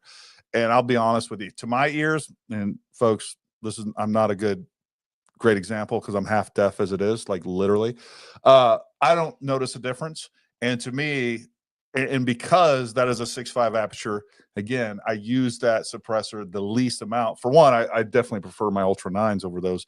But number two, the other thing I'm always concerned that the student's going to grab it, throw it on one of their 30 cal rifles, and then I got issues. Make it a 30 cal. It'll still shoot without a doubt. But and even for the hard use cans, depending on how you have it set up, I still I do like the idea of like my Dominus, for instance, that I use for a hard use can. I like that it has a 30 cal aperture just for that little bit of peace of mind. But my use case is so different from so many other people's. Again, I constantly am letting people try gear out, and everything else is going on. That is one area that I think, not that I think everybody needs to advertise these numbers by any stretch, but with suppressors, what's the safety factor of how big is that exit aperture? And if you were to take pin gauges and kind of measure the size of it, there is a lot of variation in the industry of, what's considered safe, or what are they willing to do? Because the tighter the aperture, the quieter you make it. Bigger the aperture, the more forgiving it is in terms of that. And depending on the baffle design, they maybe have to go wider so that it doesn't make it inaccurate, because you're kind of masking the inconsistencies of it. And so to that point, like, it's more just from an interesting education standpoint. Like your 6.5 can is not a 0.65 aperture. A lot of them you could, they're like a 280 or even close to a 30 cal. Just by the time you factor in a safety margin for bad threads on a gun, erratic ammunition, weird stuff happens. And so, that's something we're always looking at and playing, and as do others. Like, where does it need to be? Some of your AK cans that are on the market, they're quite large, because AKs, you got to plan for worst case scenarios. Some random Eastern European parts kit that comes in and somebody slaps it on there. Well, what is the likelihood of cheap imported ammo with Eastern European tractor factory built the barrel? So you kind of have a big, it's a 7.62 gun, 30 cal, but maybe it's a 40 cal aperture because it's a big old hole to account for it. Not as quiet. The gun's also not very quiet because it's leaking a lot of gas. So that's something on a suppressor design standpoint that we're always looking at and playing with. And like in actually our case on our 5.56 hard use cans, they're overcut for 6 millimeters with 6 arc and some of the 6 max and some of the other stuff coming online. We didn't rename them 6 millimeters because it sounds bad. We do get people that ask, can I shoot a 9 millimeter through my 30 cal can? It's a smaller number. Like it's just a lack of education. It's not that they're ignorant. It's just, hey, it doesn't make sense, or it doesn't make sense, or it doesn't make sense. So for us, we kept them calling 5.56, figuring the 6 millimeter user would figure out, the right information's out there that you can find out their 6 millimeter apertures, but just something that, people are addressing in different ways. Yeah, no, and I think you touched on something that's really important, and that's one of the things that I think we've capitalized on, or at least tried to, and both from we want to be a successful business, but we truly also want to educate people on products. And that is, if you can show products or talk about and doing what you're doing here, coming on here, like everybody that's listed right now feels like they're a subject matter expert on your cans. Like they have a lot of information that they didn't have prior to this. And many people in the comments and people watching it now and in the future, they don't know enough about cans. So they're number one, they're hesitant to buy because they're afraid they're going to get something wrong. Number two, they're going to buy something else that could be the wrong product for them because they feel like whatever information there is presented fits their use case, and it may be completely wrong. But, coming on here and doing these things, and again, I've talked to different, you have a former association with Nightforce. That's one of the things I've talked to them about. I'm like, look, guys, you guys got to do some more social media content. Like, you guys got to get on here and come talk to freaking consumers and educate them about your products, because the more they know about that product, the more peace of mind. They're not afraid that they're going to get the product in and not know what to do with it. Yeah. And that's what, with those videos, the videos that we put out, like, that's what I want people. They feel like they're an informed buyer. Yeah, like they know they're going to get that product in, and they're going to know how to use it. They know how to take it apart. They know everything that they need to know to put it into use right away without feeling stupid or feeling like they have to call somebody and ask them questions. And I think that's why, this type of conversation is so important for people, because, again, people feel like in the gun industry period, if they don't know the answer, they're afraid to ask because they're going to think that everybody thinks they're stupid, and they're not, because there's 1,000 people like that. And even as much as about suppressors, or I know about suppressors, didn't start off that way. And, I think it's really important to provide the education behind the products. And I think a lot of companies are missing out on that. Yeah. I think there's a lot of implied knowledge, or, admittedly, I mean, there's a lot of females and males shooters, but as males, we tend to act know-it-all when a lot of people might not. And so off to the side, it's like, hey, I really don't know what that is, and can you explain that to me? Like, and so it's finding the way of delivering the information of, like, I'm not calling you dumb by any stretch. Like, if you just don't know, I want you to have the information and not feel like we're talking down here, because we're not. Like, we want education is the key to this stuff. And the more advanced these things get and the more capable and the features in them, it's like, there's a lot of stuff people don't know about. And, what can it do? And, that's some of the fun part of the job is like, and you teaching, also get to show that, or like see those light bulb moments, like, oh, really? That's cool. Yeah. Or that's different. That's what I'm paying for. And those kind of things. And that's what we're trying to always keep in mind, of like, not imply like, well, you should know that. It's like, well, if you don't know, like, there's a lot of stuff. You mentioned our friend Peter, and we've talked about a lot. I'm what I call an adult onset hunter, and he, with what he does for work, trying to get more people to do hunting. It's, we have fun conversations of like, I didn't grow up doing it, and it's not really in my family. And so I've had to learn it in that kind of awkward of like, what do you mean you didn't grow up skinning deer and knowing how to do all that stuff? It's like, well, I'm a 30-year-old guy trying to learn how to do it because I like it. But, like the trying to have that access to education and information so that, you can take it and perform at its best. And most people don't do anywhere close to what these are capable of, but you buy it thinking that one day, if ever wanted to, it can do it, or I like the idea of that. Yeah. Yeah. And, us guys don't help with any of that, like around our friends. If our friends ask a question that we think they should know, of course, like, God, you're an idiot. You're a freaking fraud. And, now, if you walk around saying you're the subject matter expert and I can trip you up, now those are the ones that they get no mercy. But, but it's, for the most part, though, you gotta, it's in there's so much information, that the internet's the best and the worst thing that's ever happened to mankind. And so at least try and be a good source of information for what's out there. Yeah, no, 100%. And again, just, like the videos that we put out, what I try to always think about is like, hey, if somebody that has never touched a firearm is watching this video, like, how can we teach it, kind of striking that balance, right? Where it's like, hey, I'm going to tell you everything step by step, how to do this from the ground up. And some of that information is going to be completely irrelevant to 60 to 70% of the audience, but there's a lot of folks that really, really benefit from that. Or maybe someone thought they knew all these things about how to do that, and after seeing your videos realized they perhaps were doing something wrong. Yeah, 100%. Well, we get that all the time. One thing that did come up, and I kept meaning to ask you, and I want to make sure that we're not, doesn't look like we're trying to avoid it, but flash suppression. Let's talk a little bit about flash suppression. You can cover the whole gambit. Sure. So, as a part of disruption of gas, flash reduction is somewhat built into the baffle design as part of that process. Depending on the application, the muzzle device can affect a lot of that as well. It's really diversion of gas. Yeah, barrel length.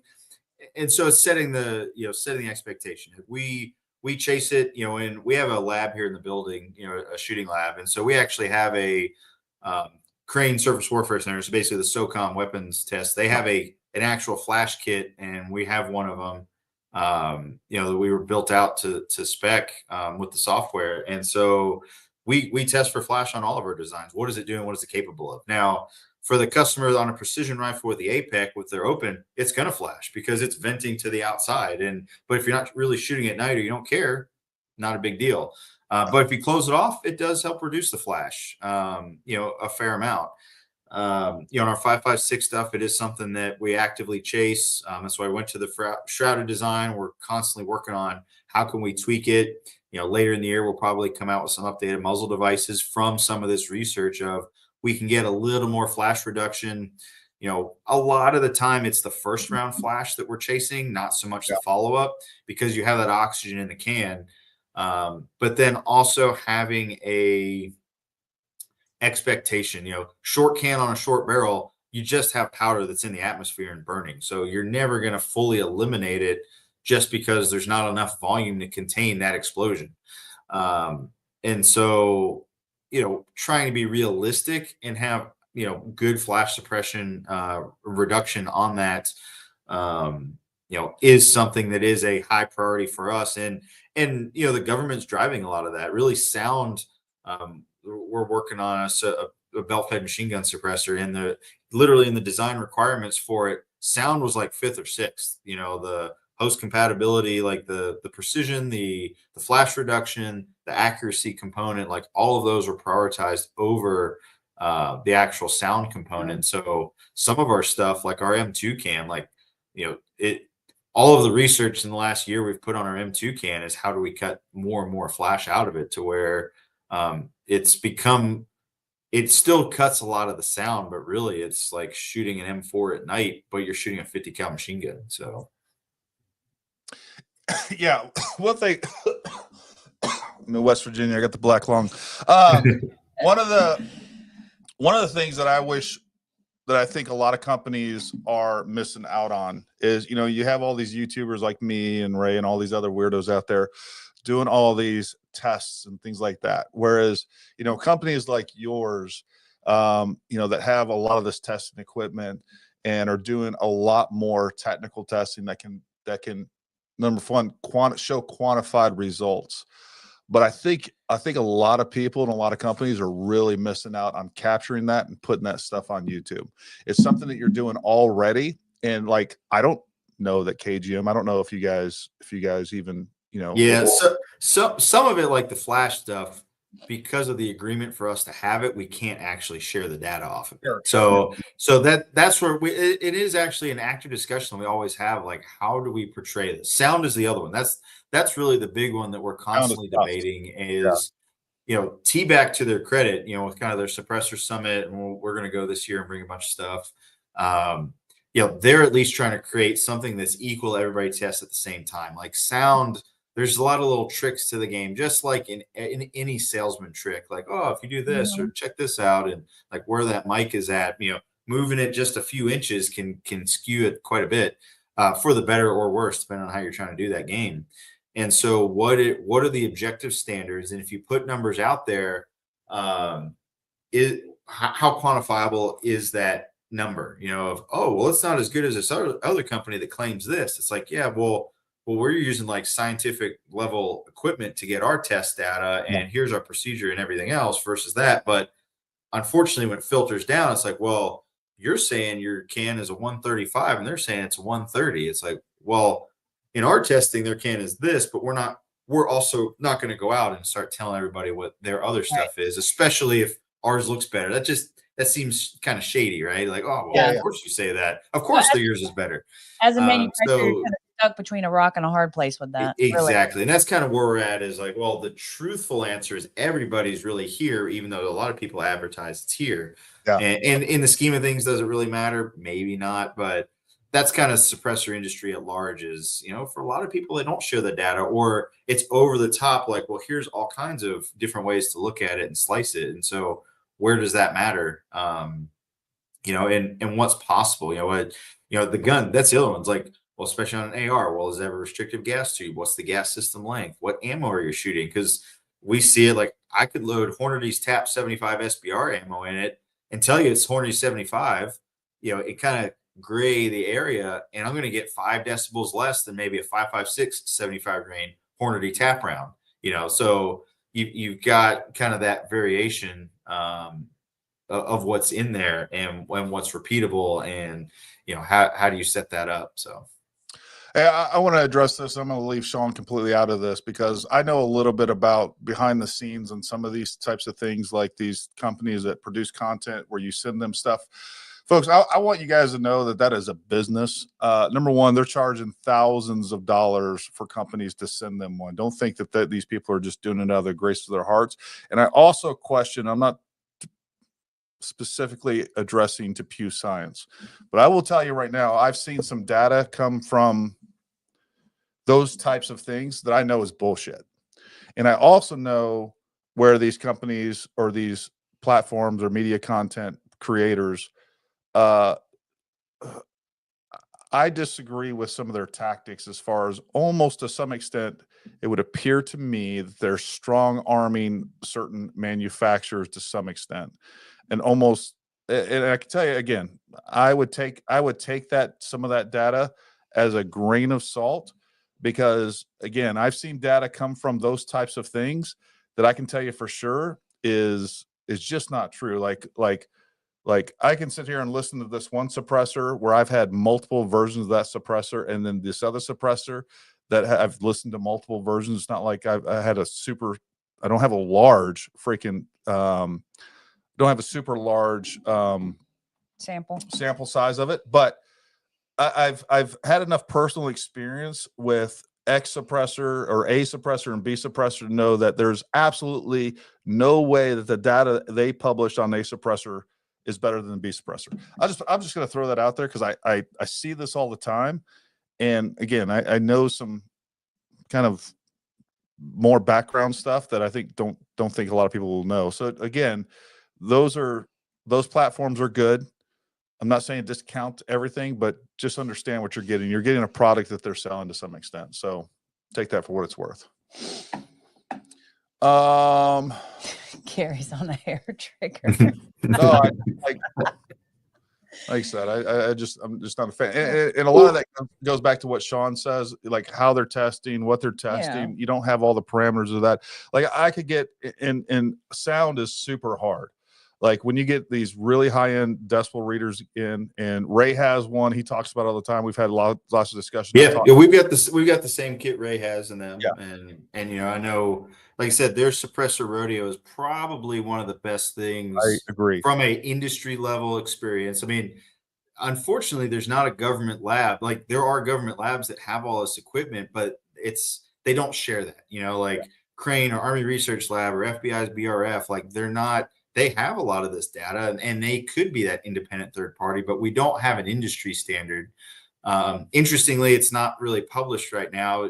That it's actually in draft form. They're working on SAMI, the ammo company, the ammo kind of standard body is actually working on trying to coordinate some suppressor info. Not so much like, oh, here's how you test sound and flash, but even things like drop test ratings and standardization. Well, you say you test on 9mm, like it's a 5-inch 9mm. It's at this, 124 ammo at this velocity. Like they're at least trying to put some sense to the standardization of some of this. Where yeah, like if you say it does this, at least okay, we test it to the SAMI spec because it is kind of. Either there's the government standard for it, and it could either be really good. Like the government is working on a lot of interesting stuff on sound and flash and publishing how they test it and how you should do it, where the cameras need to be and the offsets. And then, but there's also some that's antiquated, and then, how you do it. And some of it just straight up costs money for the equipment to do it. Like it's not, I can't just go shoot groups and show you this thing shoots groups. That's pretty inexpensive to show you an accuracy test. But to do a flash test or do a sound test with the right equipment, it is pricey. And so it's really kind of partially on industry to come together. And like I said, I think Ray's doing it, and the guys at T-Back are trying to do a good job of like, let's at least get everybody together with the same one equipment and get some of this common data going.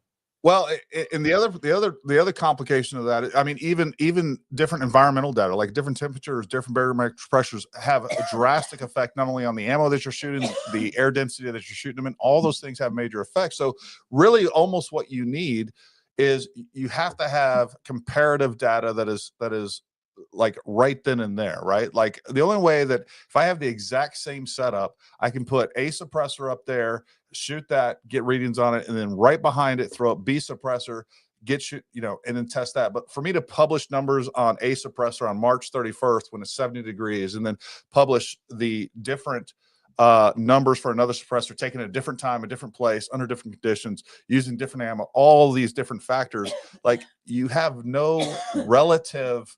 You don't have a actual relative in true test results from that. Yeah, no, that's good stuff. What else you got, Sean? Anything else? Man. Let's see. You're talking about cans. Tell us about the skunk work stuff, all the stuff you can't talk about. What's coming, right? Where's all the fun stuff? So, well, I mean, we are.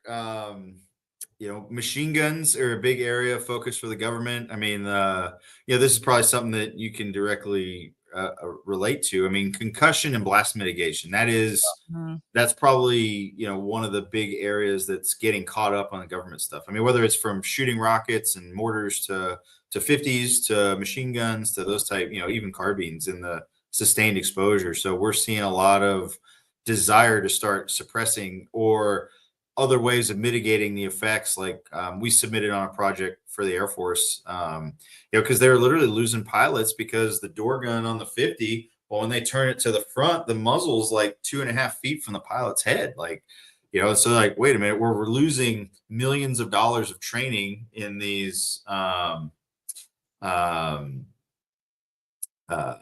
to these pilots at the prime of their career because they're getting concussions or they're having teeth fall out, things like that. So, it's now that we've had this 20 years plus years of war in effect of, hey, we're hurting guys, and what can we do to make it better? And so it's not a short-term solution problem like it is looking at the long term and how can we do that. And that's where there's a lot of innovation and research of how can we maintain effectiveness with systems while also making it safer to operate.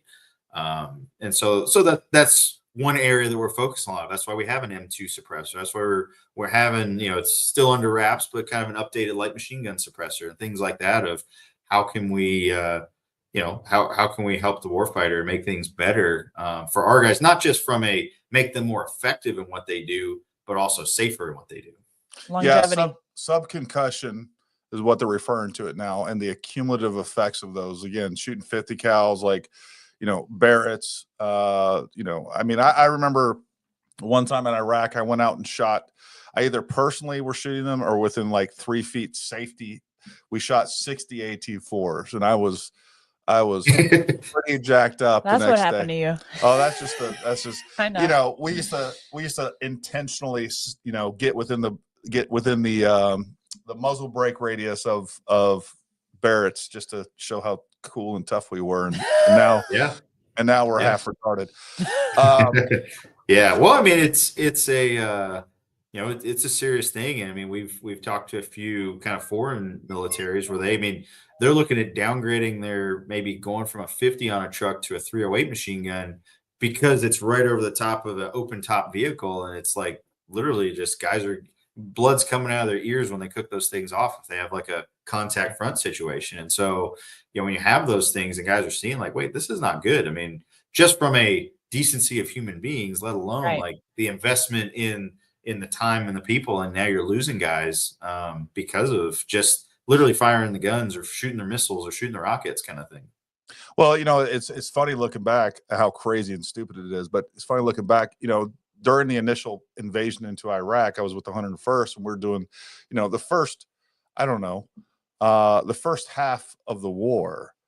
Well, that full year that I was there, we were issued earplugs, but like all the gunfights, those first 13 months that I was ever in, those were all without ear pro. Like, we're getting, we didn't have the fancy freaking Peltors and things that came later on. So you either had no situational awareness and you were wearing earplugs 24/7, or, you just got into a firefight using 50 cals, Mark 19s and everything else.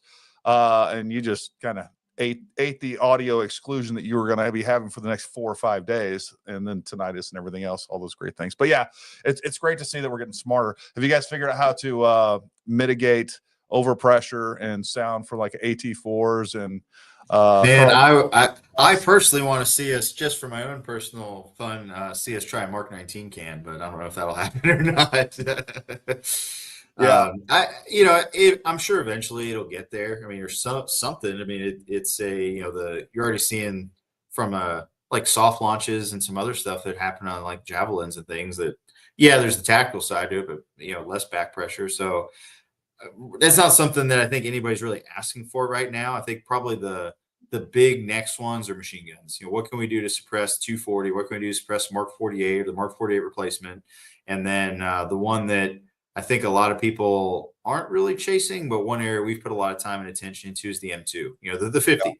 I think there's some hesitation because of now, like, oh, we've had these things for 100+ years, and what about everybody that's ever shot one?